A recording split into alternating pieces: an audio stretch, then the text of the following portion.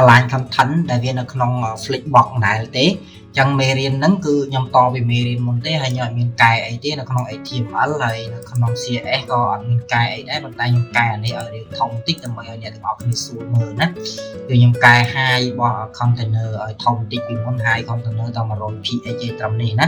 ប៉ុន្តែឥឡូវខ្ញុំកែដាក់ 200 ដើម្បីឲ្យវាធំហើយងាយស្រួលមើលណាអូខេចឹងតោះយើងមកនិយាយគ្នាអំពី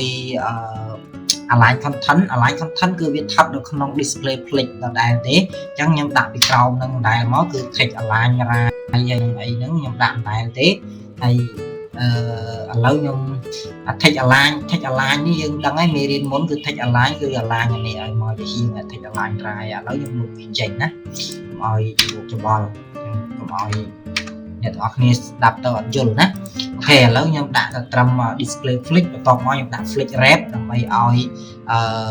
item របស់យើងទាំងពីរទាំងមួយជួរហ្នឹងវាធ្លាក់នៅពេលដែលវាពេញ screen គឺវាធ្លាក់អូតូម៉ាទិកអញ្ចឹងគឺ flick wrap ណាហើយបន្ទាប់មកថ្ងៃនេះយើងនឹងរៀនអំពី align content ណា align content គឺវាមាន align content វាមាន center center baseline គឺវាធម្មតាទេអញ្ចឹងបើយើងយក center គឺវានឹង align ឲ្យយើងនៅកណ្ដាលបែបនេះណាវារត់ជួរក្រោមដូចគ្នាទេហើយបន្ទាប់មកវាមាន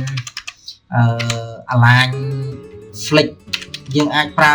flick n ក៏បានឬក៏ប្រើ n តែម្ដងក៏បានណាអញ្ចឹង flick n គឺវានឹងធ្លាក់មកក្រោមអញ្ចឹង